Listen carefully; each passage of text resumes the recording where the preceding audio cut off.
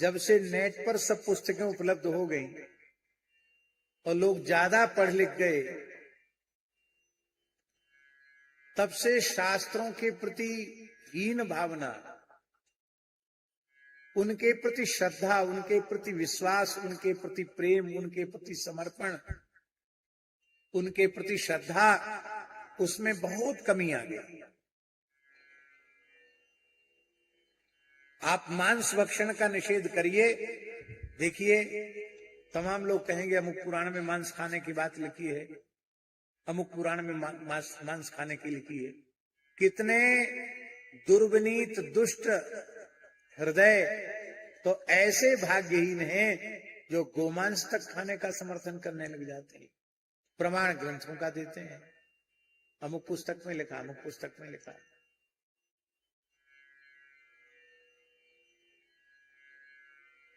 तो क्या उसमें लिखा है? आप प्रश्न करेंगे क्या उसमें लिखा है? लिखा तो है, पर किसके द्वारा कहा गया, किसके लिए कहा गया, किस साधक को उसका उपदेश है? शास्त्र किसी एक व्यक्ति के लिए नहीं होता है। सात्विक प्रकृति वालों के लिए सात्विक साधन का उपदेश करता है, राजसी प्रकृति वालों के लिए राजसी साधन का उपदेश करता है, तामसी प्रकृति वालों के लिए तामसी साधन का उपदेश करता है, और गुणातीत साधकों के लिए गुणातीत साधन का उपदेश करता है। शास्त्र कोई एक व्यक्ति के लिए होता है?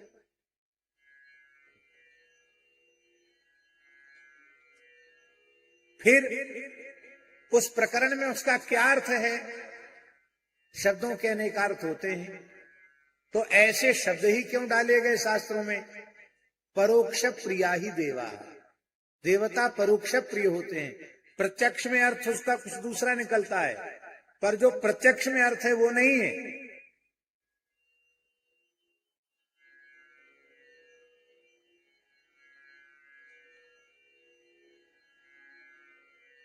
प्रत्यक्ष में जो अर्थ है, जो समझ में आ रहा, वो अर्थ उसका नहीं है, उसका अर्थ दूसरा ही है।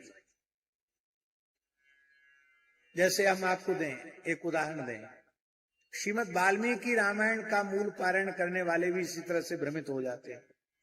रोरून गोधान शशान हत्वा, इस तरह की बातें आती कि नहीं आती? अब उनका अर्थ क्या है?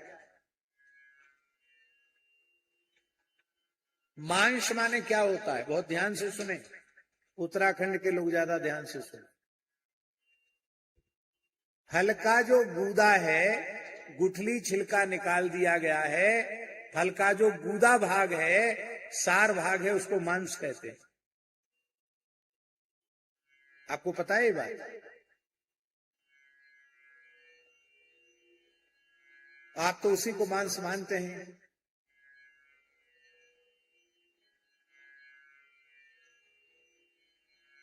शशकंद, बाराही कंद, विदारी कंद, उनका किसी का नाम शशकंद का नाम शशान, शशकान, रोधान, मृगान, ये सब वन के कंदों के नाम है। आप कहेंगे ये तब खींचतान का अर्थ कर रहे हो। अब हम उसी वाल्मीकि रामायण से दूसरा उदाहरण दे रहे हैं। भगवान श्री राम को जब ये पता चला कि मेरे पूज्य पिता राजर्षि चक्रवर्ती महाराज दशरथ दिवंगत हो गए, तब राघव प्रयाग में चित्रकूट में भगवान श्री राम ने अपने पूज्य पिता के लिए श्राद्ध किया, पिंडदान किया, जलदान किया। और भगवान अपना पिंडदान आदि कृत्य करके संपन्न करके भगवान अपने आश्रम पर लौट आए। पीछे से गुरुदेव वशिष्ठ जी के साथ राजमाताएं और गुरु माता अरुंधति वहां से निकली, तो वहां श्राद्ध का विस्तार हो रहा था। उसको देख करके माताएं रोने लगी और उन्होंने कहा, यदन्ना पुरुषो भवति तदन्नास्तस्य देवता। व्यक्ति जिस प्रकार का आहार करने वाला होता है, उसी प्रकार के आहार की परिकल्पना अपने देवता के निमित्त करता है। भगवान श्री राम वनवासी हैं, वे अन्न ग्रहण नहीं करते हैं, वे केवल कंदमूल फल ही आहार के रूप में लेते हैं। इसलिए इन्होंने ये कंदमूल फल, ये पिण्याक के चूर्ण से ही इन्होंने ये आज अपने पिता को पिंड दिया है, और रोते हुए माताएं कह रही हैं कि आपने ये कड़ुए कसेले बन के फल कहाँ खाए होंगे, आपने तो उत्तम राजभोगों को भोगा है। तो हम आपसे पूछ रहे हैं, जो भगवान श्री राम अपने पिता के श्राद्ध में भी कंदमूल फल का प्रयोग करते हैं, वे अपने आहार के लिए वन में जाकर पशुओं को, खरगोशों को, पशुओं को मार करके इनका मांस खाएंगे? इसलिए पुराणों को, शास्त्रों को स्वयं पढ़ने की विधि नहीं है, अधिकारी वक्ता के मुख से श्रवण करने की विधि। किसी ग्रंथ को गुरुमुख क्यों किया जाता है? क्यों किया जाता है गुरुमुख? इसीलिए किया जाता है, कथा में जो प्रसंग सभी साधक जगत के परम कल्याण के लिए होते हैं, उनका ही व्याख्यान किया जाता है। जिन प्रसंगों को बहुत विस्तृत करने की आवश्यकता नहीं है, उनको नहीं किया जाता।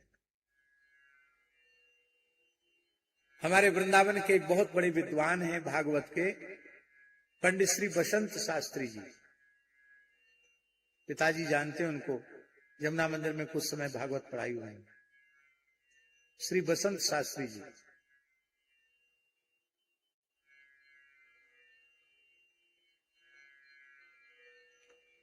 तो वो अच्छे विद्वान हैं, संस्कृतज्ञ हैं, बहुत अच्छे विद्वान हैं, भागवत के अच्छे परिमार्जित विद्वान वक्ता अच्छे हैं। तो एक जगह गुजरात में कथा कहने गए,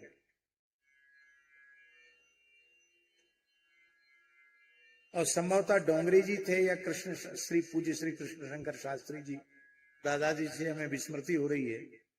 तो ये कथा कह रहे थे बसंत शास्त्री जी।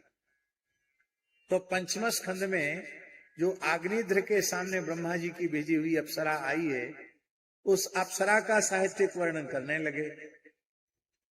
तो जो आचार्य सुन रहे थे, उन्होंने बाद में धीरे से कान पकड़ के कहा, कान पकड़ो पंडित, कान पकड़ो, ये इसलिए है कि तुम व्यासपीठ पर बैठ करके इस तरह का साहित्यिक वर्णन करो। अरे भाई, सुखदेव जी ने कहा है आप कहो अप्सरा आई और उन्होंने वैदग्धी भाषा में कुछ बात की, बस इतना कर सकते हो। इस प्रसंग के व्याख्यान की क्या आवश्यकता पड़ रही है? क्योंकि इस प्रसंग का साधक जगत के कल्याण से कोई लेना देना नहीं है, तो ऐसी चर्चा की आवश्यकता क्या है? ये किसका विवेक होगा? ये वक्ता का विवेक होगा।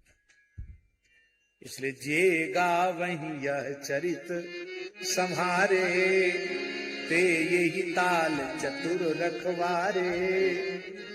इसलिए जैसे तैसे के मुख से नहीं सुनना, अधिकारी वक्ता के मुंह से सुनना।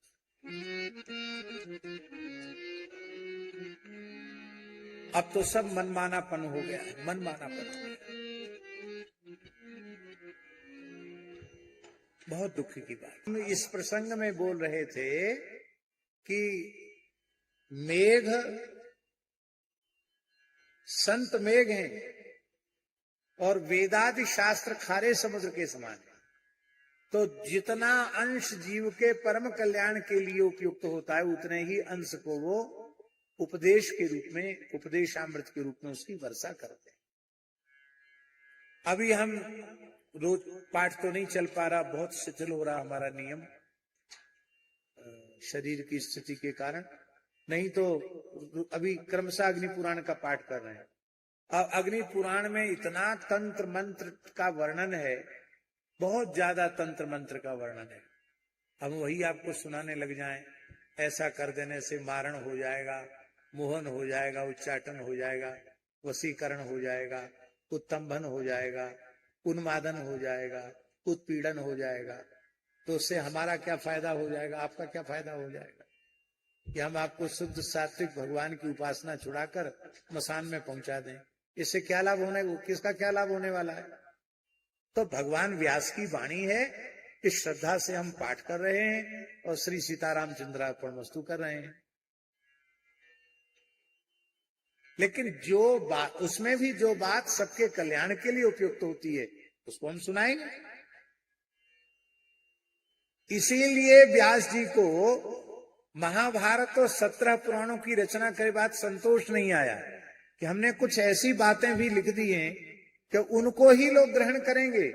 इनको तो केवल विशुद्ध कल्याण की बात बताने वाला शास्त्र चाहिए, और वह विशुद्ध रूप से कल्याण के मार्ग को निर्देशित करने वाला शास्त्र श्रीमद् भागवत शास्त्र। तो अपने मन से निश्चय मत करो साधन का, अपने गुरुजन जो कह दें, सत्पुरुष जो कह दें, उनके अनुसार अपने जीवन को ढालो। जब तक स्वामी जी, जब तक गुरुजनों की आज्ञा नहीं हुई है तब तक आप तर्क वितर्क कर सकते हैं। समर्थ संत की, सदगुरु की आज्ञा हो गई, वहां तर्क को दूर रख दो, वहां बात को ज्यों की त्यों मान लो, बस उसी में काम बन जाए। केवल शास्त्र पढ़ रहे हो तब तक आप ऊहा पोह कर सकते हो, आपको छूट है, पर आपके कल्याण